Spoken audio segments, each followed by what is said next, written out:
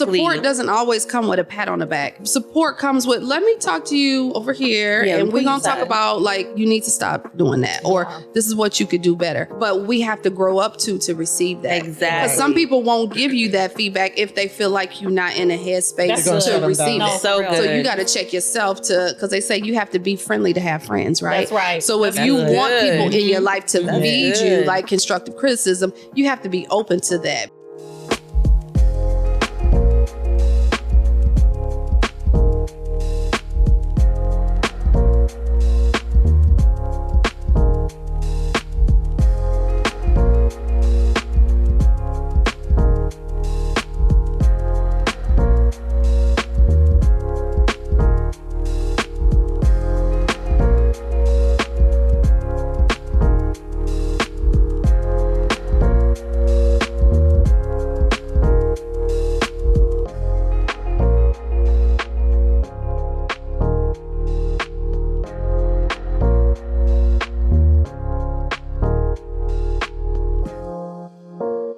Hey guys, welcome back to Let's Be Real, Not Right. It's me, Cortni J, and we are going over chapters 5 through 8. I have my ladies with me. FashionablyShe. Jenn Tha Godmutha. Rae Cerre. Yes, ma'am. And before we start, we just want to give a big shout out to our producer, Sino Max, with 2 X's, doing his big thing back there. Big thing. Thank you so much. Love it, love it, love it. So, and real quick, if you guys are tuned in to one of the audio versions of, I guess, podcasting, if you're not on YouTube, you got to check us out. The outfits, the ladies today, they showed up, okay? Y'all did. Looking good. Listen. Looking good. We looking good. Looking good. Clean and crisp. So if Beautiful job. You clean up well.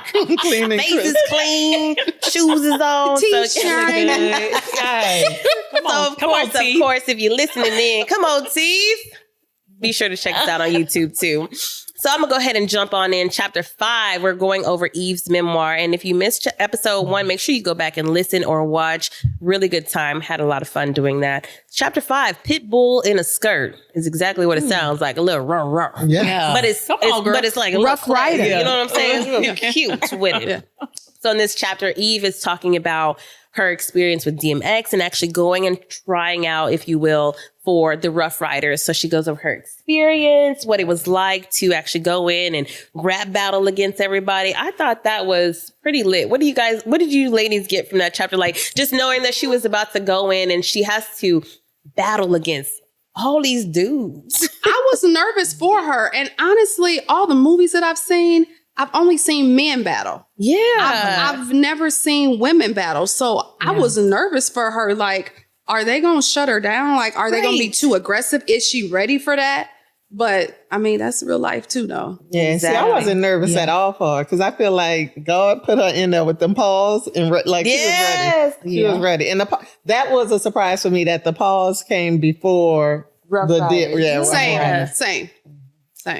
So it was super cool. I love she talked about DMX and she talked about how DMX has 2 sides. Earl, his birth name, and talked about how that was more of his soft side.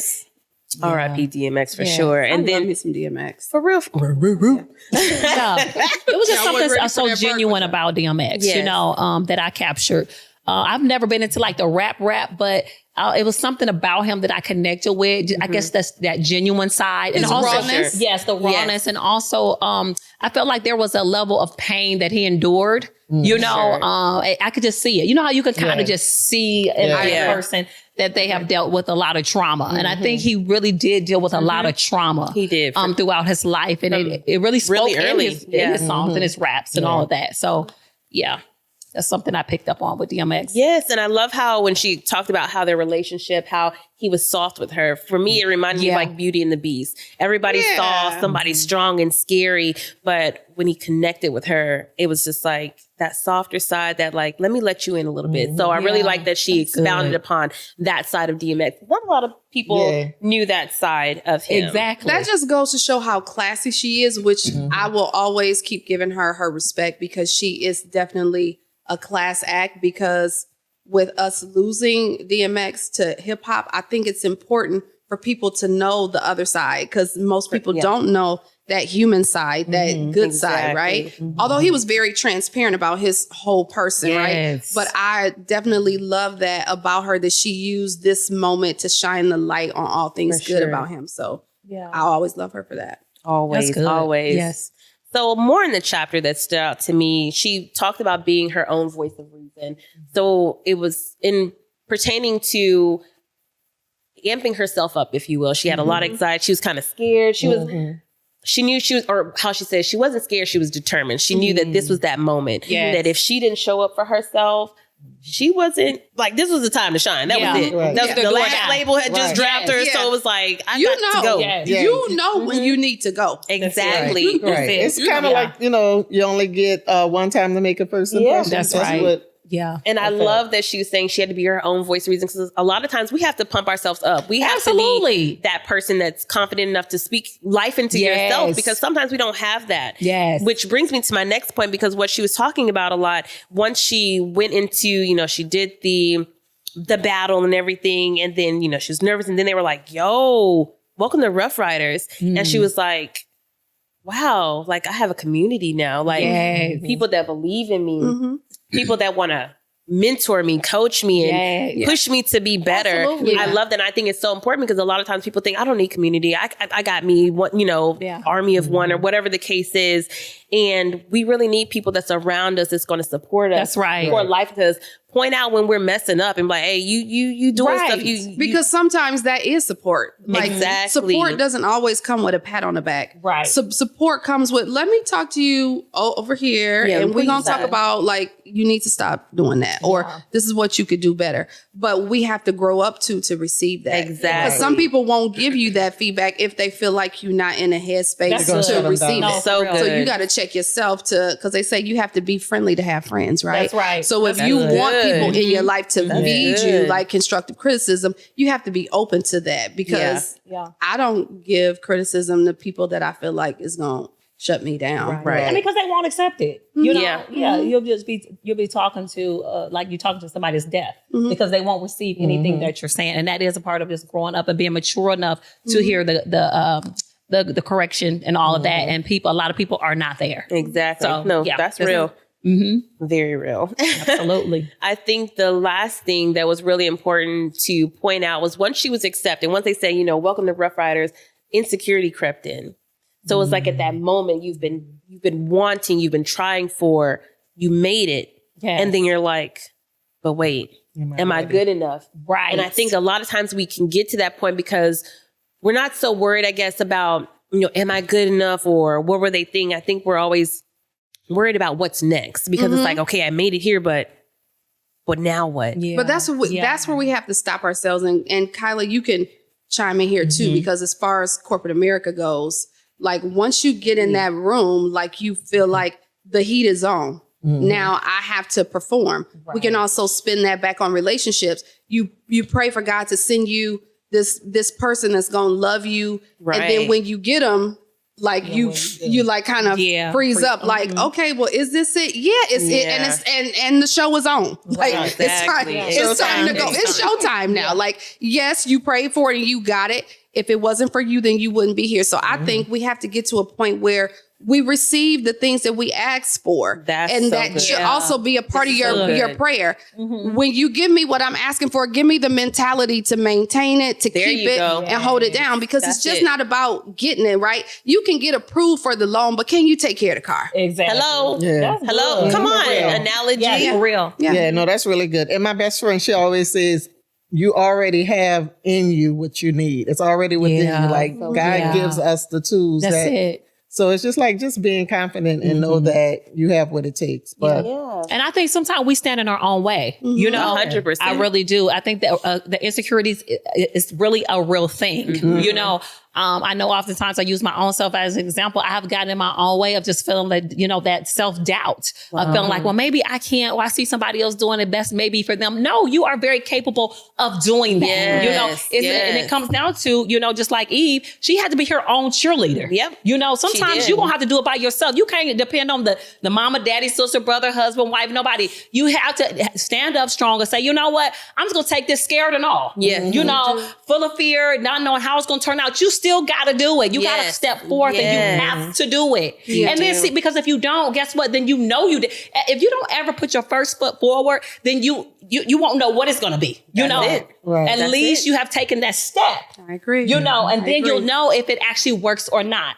I agree. But I also, because I 1,000% agree with you, but I also believe that us as a culture, it's almost like we are fighting history because we have been beat down for so long. Absolutely. You know, as a Black man and as a Black woman, like we are beat down and criticized and made to feel like you're not even supposed to be here. Right. Like, well, are you really smart or are you just cute? Because we can't be smart and beautiful. Like we have to choose one. So we are not only battling the voices from within, but we have to remember where those voices came from. Those were embedded in our culture. Absolutely. Every day we are made to feel like we are not worthy. So it's just not us. Good, we're fighting things that were embedded into us on purpose. On purpose. So we have to, that's why I think community is so important. Because you have to purposely surround yourself with voices. That's why I'm very intentional about my music. I'm very intentional about who I talk to on the phone. Very intentional about who's in this house. Very intentional, especially if I'm feeling like sad or I'm down. Like I purposely put things around me that's going to make me happy because that's coming into your mind and into your soul. So you gotta watch that. That community for sure. Environment, people, all of the above. So that was chapter 5, Pitbull in the Skirt. Loved it. So I think Jen, you have chapter 6. Yes, chapter 6. What was the name of that chapter? Can you hand me that book? We're going to get it together, guys, you know. Yeah. We're trying to come off the dumb. So this chapter... Let's be real. Okay, let's be real. Let's be real. Guys. Oh, how could I forget? So I probably purposely didn't write it down because I don't know my chapter either. I was feeling away. I got to write mine at the time. I was listening and I was like, girl, you don't even know your chapter. I was just thinking to myself, like, I'm just going to say, well, we on... Here you go. That's go what I on was check about right to do. there. That's what I was And she ate. We just being real. Like, that's what we're here for, okay? So chapter 6 was girl fight. And as soon as I saw it, like I was triggered. Because I don't think that we, and I'm going to say we because it's me included because I'm a woman.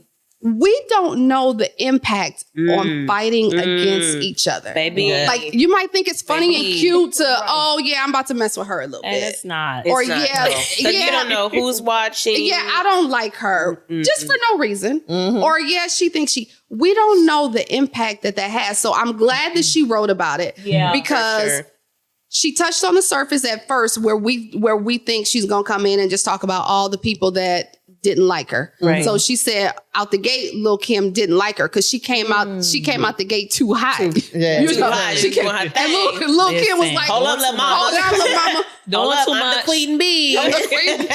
But then they became like great friends. Yeah. So she named off some of my favorites, Queen Latifah, MC Light, Salt and Pepper. Those were all, down for her. But the newer girls coming in, and once she started to gain fame, they were like, why are you talking to me? Right. And I'm like, why wouldn't she talk to you? Right. But then she dug a little deeper and she said that she realized like the Rough Riders had her back. Like, did y'all know they were about to fight Mike Tyson for her? Oh, really? That was good. Mike Tyson made her feel away and they were like, one of them went and got a blade. Rachel, did you not know that? Rachel said I read my chapter. Rachel said that wasn't my chapter. Same teachers. No lies. Right. Okay? No lies. Right. So one of the Rough Riders got a blade. Like they were plotting to like get at Mike Tyson. And I'm like, oh yeah, they was writing for her for real. I was like, the Iron Mike, like y'all ready to go out like that?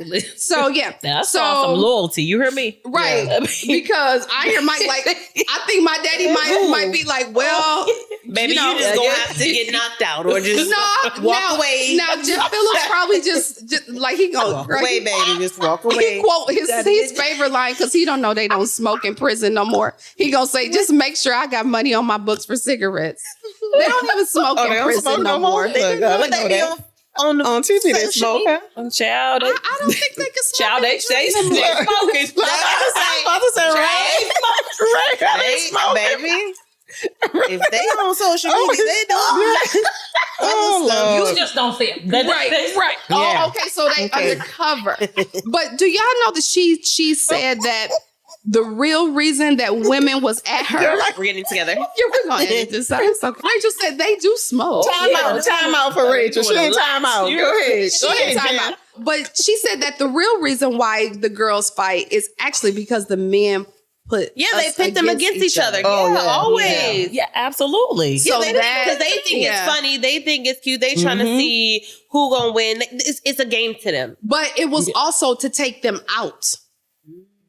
So they're fighting against each other. They put them against each other to get them off focus. Because you no longer focused about being great. You're focused on fighting the next one, and then that leaves room for the next guy. So now you throw it off. Wait, so was she trying to say that the men are intimidated by the women rappers? And I think so. I don't know if I believe that. You don't? I think it's more of the, not so much intimidated, but it's like, when there's a room, it's like, if those two people are gone, there's more space for us. So if we get them out, we don't have to share the path with them, if you will. So maybe not so much intimidation, but it's like, I get a bigger slice. Yeah. But I feel like the men and women are in separate lanes, but I don't know. Or could they have been intimidated? Maybe. Because that is a real thing, man. Yeah. Or did they look at them like little chihuahuas? Like, girl, shut up. It could be that too. Like, girl, don't anybody trying to hear all that soft rap. Maybe. I mean, go ahead, sis. But I don't know. Ray, what you think? No, I think it definitely was intimidation. I do. I think that Eve was onto something and they knew it. And just like in any situation, men can definitely be intimidated. It don't have to be in a rap game. It don't have to be anything like that. It could just be a woman could be making more money. That would say the money aspect. But there are real situations where men can be definitely intimidated of the woman. It shouldn't be, but the reality of it does exist. Yeah. And it only points out, because I think that the men that applies to are only the men that are not on top of their game. Yeah, because I have never met a man. Let's think about the. That's what I was thinking about, a man. I was like, like a real man. But there are those ones that are insecure. Only. Oh yeah, the ones that kind of feminine minded, because it's like But those are then they men, don't fall into the category of a real man. But those are men that don't have nothing going on though. Right. Yeah, because you're worried about the next one. Or you feel like you should be somewhere, and these are also the same men that don't work to get where they want to be. Yeah. Like you sitting around waiting on somebody to give you something. That's true too. Absolutely. So absolutely. Yeah. So when she witnessed how the girls was treating her, which is what I'll go back to what we said in episode 1. We have to learn to use things that are meant to hurt us to make us go harder. And that's what she said. So she said, with all the girls coming at her, she said, like, hardly nobody was friendly to her, like all the newbies. So it taught her 2 things. One, it made her check herself and make sure she was available to newcomers. Yeah. And then 2, it made her go harder. So that's the same mindset that I use in work. That's the same mindset that I use. Yeah. Anybody that I deem that's intentionally trying to stop me, I go harder, because I'm like, maybe you see something in me that I don't see. Yes. Like you trying to see something that I'm ignorant to. So now I'm about to go harder and see what you scared of. Okay. Yeah. And a lot of times people can see that in you. The things that you don't even see in yourself, people can identify that. They know, like, oh, you got something special. Yeah. And a lot of times we don't really see it for ourselves, and we be thinking like, what are you mad about? What are you hating about? What are you jealous about? But the whole time the people are seeing what you really don't see about yourself, the greatness that because really you used to be in you. Right. Because you used to be in you. I'm just doing what I know to do. Yep. But that's something that a lot of people, some people that are really lacking that, they become envious of that, which is very unfortunate, but it happens a lot in our community with black on black. It's crazy, but it's true. Okay. The hate is real. The envy is real. The jealousy is real. Okay. And it's totally ridiculous. But this is still going on. Yeah. You know? Yeah. Because I couldn't understand for the life of me, why do I have these enemies that I don't even know? Why do you not like me? Right. For no reason. You don't even know me. You think you all that. Says who? You? Right. But your answer has to start being yes. Yes, I do. Absolutely. And I'm upset that you don't think you all that. Because when somebody says, like, I used to be like, no, I don't feel like that. But as a 40-plus-year-old woman, you're right. Yes, I do. And I'm sorry for you that you don't. I'm sorry for you that you don't feel the same way. Yeah, you think you're too good? Absolutely. There are situations and people that I do think I'm too good for. I'm sorry for you that you don't feel that way. So true. I know I spent years trying to prove to other people I hadn't changed. People, like when I moved to Dallas, it was, she changed. And I kept saying, I didn't change. I'm saying, and then but you're supposed to change. Years later, I woke up and I was like, yeah. Well, you why am I supposed to be who I was in high school? I knew you in the 10th grade, and now I'm 40. Ma'am, I should have changed. And if I did not change, there's a problem. Yeah. And so should you have changed, but we see that you didn't. Right. Shame on you. And I'm sorry for you. So that's chapter 6, right. Girl fight was everything because it checked me like, once again, like it just reminded me like the things that we go through, like I'm glad to hear that other people in other areas of life and walks of life actually go through the same thing that we do. So that's right. Chapter 7, right?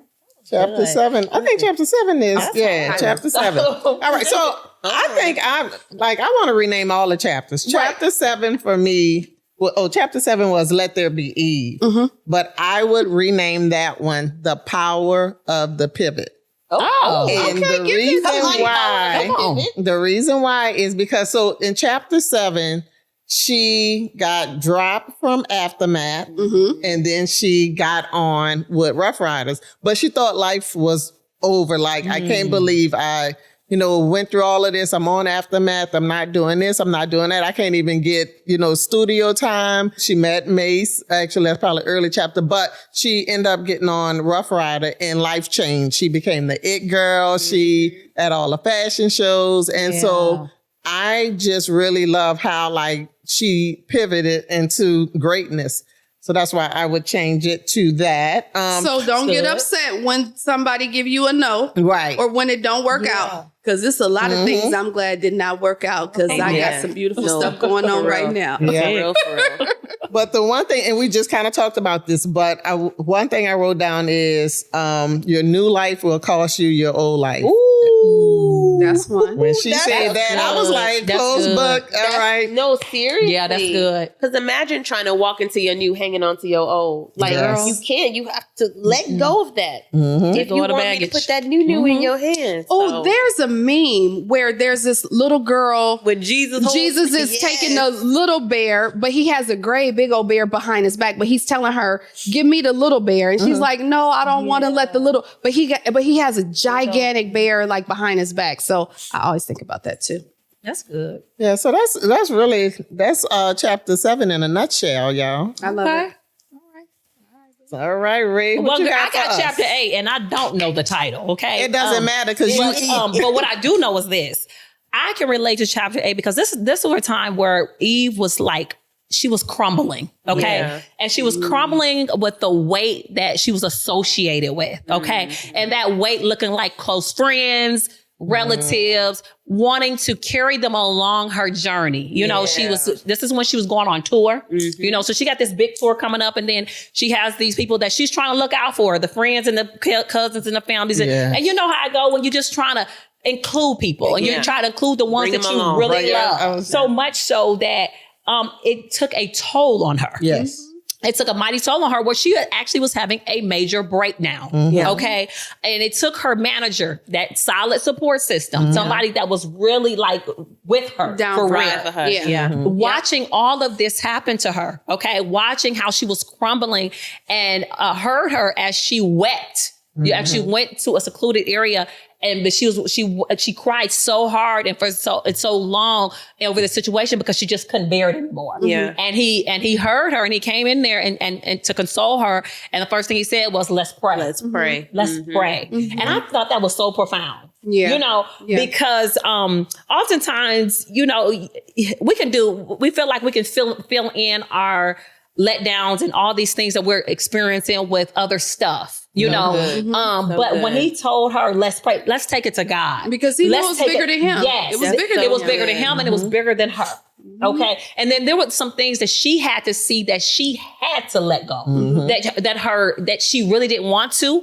Eve herself. Yeah. But I think that a lot of times God is telling us to let go of things that, like you said, we just want to hold on to it. Yeah. Right? We just want to hold on to things because we're so used to it. And we had it for so long. I had this friend for so long. I had this homegirl. I had this cousin for so long walking with me. Yes. I know what I'm going to get with this person, even if it's toxic. Exactly. Okay? Yeah. I know the toxicity that I'm getting ready to get, so I'll take it. Because it's familiar. Yeah, it's familiar. You know the cycle. Absolutely. And so I think that was the thing that really hit me, because I know during a time of my life, I had to release some people. I did not want to. But then the Lord has his way of showing you who they are. Yes. Yeah. Okay. And he gave me that glimpse of who these people are that I want to stay connected to, that really was not meant to go on that journey. Right. And this is where I think Eve got caught up, because you're looking at all the success, and yes, come on, y'all. I'm taking y'all with me. That's what I wanted to do. During a time in my life where I hit a peak where I felt like, oh man, I finally get to this point where, I get to enjoy my life. Let me bring you with me. Yeah. No. Yeah, because no. I have to quote my, I told y'all about Mary Lou, my 70 plus year old coworker back in the day. I was at my first corporate job, and I was going to her because I had this friend I was really close to, but she had said a few things to me that I knew was way off. Like she told me like I should have got pregnant on purpose by this guy I was dating at the time. And when she said that, it rung so loud in my ear where I was like, I knew I had to let her go, because I'm like, that sounds like you would do just about anything for some money. So I trusted Mary Lou because she was like that wise person, right? So I was like, But my dad, like, he really values having lifetime friends. So it was hard for me to let friends go back in the day, because my parents have friends that they've had since they were in kindergarten. So that's what they wanted for me too. So I struggled with letting her go. So I was telling Mary Lou about the girl, and I told her what she said. And she just stayed calm. She said, Jennifer, and we had this long 8-foot table in our area at work. And she said, if you sit on top of this table and your friends are sitting on the ground, is it easier for you to pull them up on top of the table, or is it easier for them to pull you down? Wow. And I remember that. And that was 20 something years ago. And I just told somebody about this too.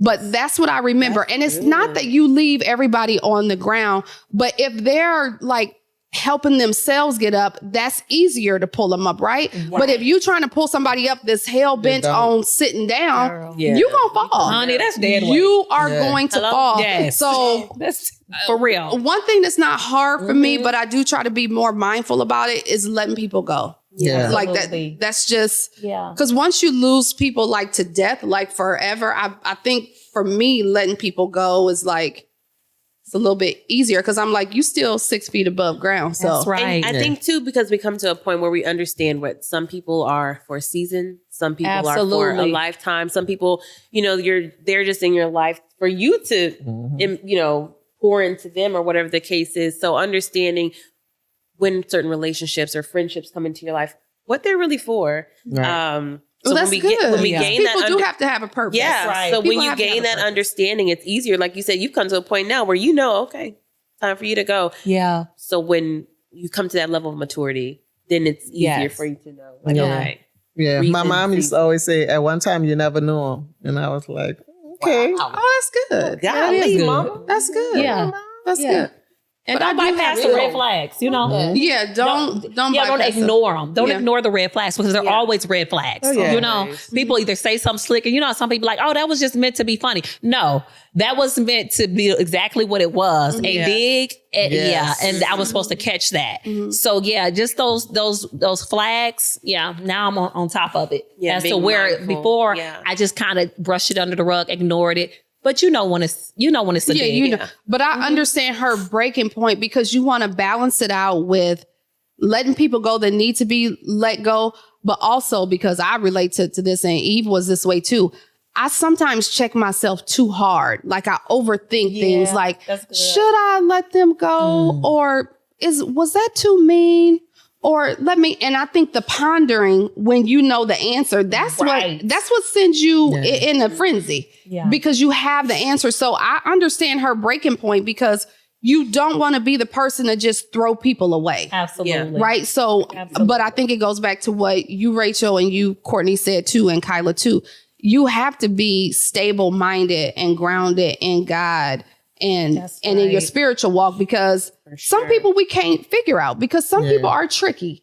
Some people are going through something and they need you in a certain way. And you just need to have that direction to know they should be in this place and not in this place. Right. Yeah. Sometimes you don't throw them away. You just put them in a different place. But you got to go through and something. I think the hardest friendships to break is the ones like the trauma bonded. Like when you bond with somebody over trauma. So real. And that's just a whole different kind of bond. But then when you get to a place where you're out of the trauma and that person is not in, but you have this loyalty, obligation, connection. Yes. But they're going to pull you. If you are, you're out the trauma, they're still in it.